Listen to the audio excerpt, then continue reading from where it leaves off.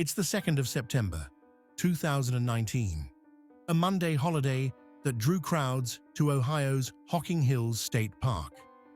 Among the visitors that day was Victoria Schaefer, a 44-year-old photographer and mother to 4 children.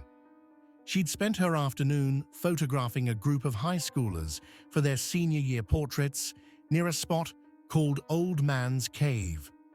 With the session wrapped up, Victoria made her way back toward the stone steps. Without warning, a sharp cracking sound split the air. The students spun around to witness a horrifying scene. Victoria lay motionless on the staircase. Next to her was a massive piece of wood, roughly 6 feet in length and weighing about 75 pounds. It had plummeted from the cliff face high above, dropping approximately 76 feet, comparable to falling from a 6-story structure, before striking her. The impact was instantly fatal. First responders arrived to find the tragic scene. Because this occurred within state park boundaries, officers from Ohio's Department of Natural Resources joined Hocking County Sheriff's detectives at the scene. As they examined the area, something caught their attention. The piece of wood that killed Victoria appeared weathered, yet had clean, deliberate cuts on both ends. This was no random tree branch. When investigators climbed to the cliff's summit, they discovered something even more troubling. A pile of similar logs sat 44 feet back from the ledge, far too distant to have accidentally rolled over. Weeks passed with little progress. Then, in early October, more than a month after Victoria's death, investigators received an unexpected tip. A concerned mother contacted the sheriff's department with disturbing information from her daughter. The girl had learned from a friend that her friend's boyfriend had revealed his involvement in what happened at the park. The boyfriend, identified as Jaden Buckley, had sent messages shortly after the incident describing something serious that occurred. Messages he said were too important to discuss via text. Detectives pulled Jaden Buckley, age 16, from class for questioning. Right away, they spotted an injured hand. Jaden explained it away as a scooter mishap. After being read his rights, Jaden acknowledged his presence at the park that September day, but his account of events proved inconsistent, shifting each time detectives pressed him. Initially, he downplayed everything, claiming nothing noteworthy occurred.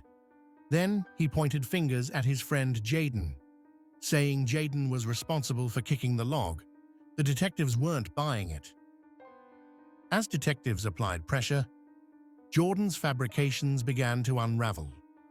He finally acknowledged handling the log, admitting he'd helped reposition it closer to the cliff's edge. Even more disturbing, Jaden confessed that he and Jaden had paused to snap a photo of themselves after the log went over, treating their memorable day like any other outing. Yet Jaden maintained his position.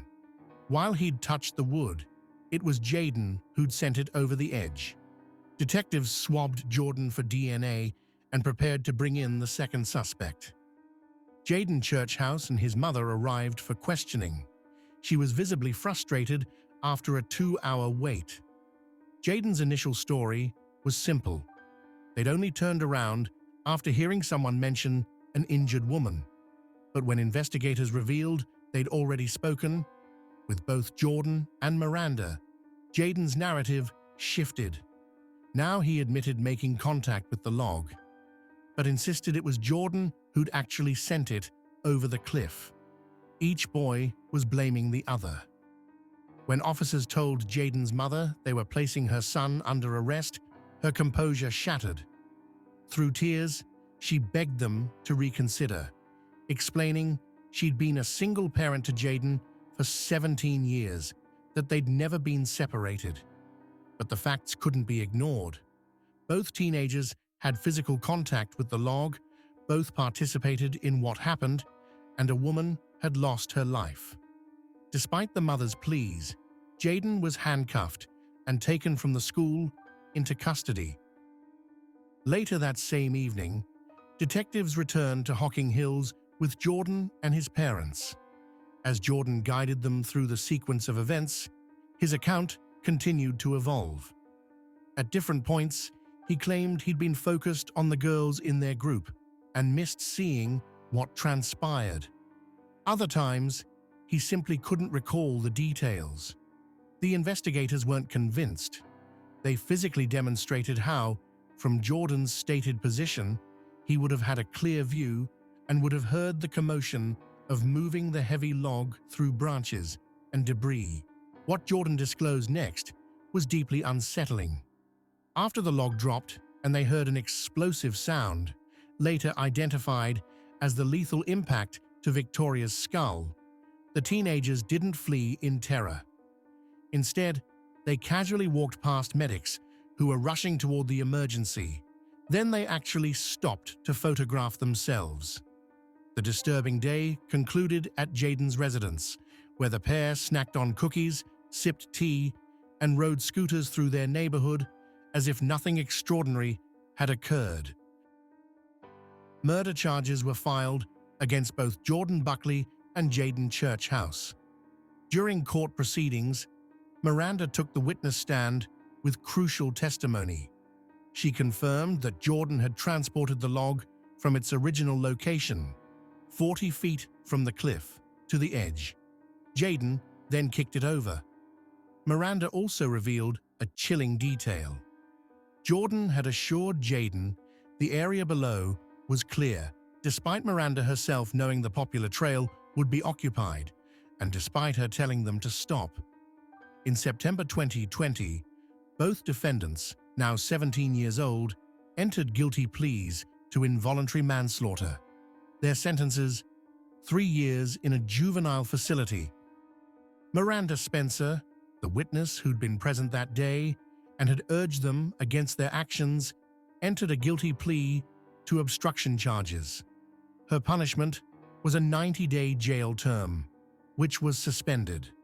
But no courtroom sentence could compare to the permanent devastation inflicted on Victoria Schaefer's loved ones.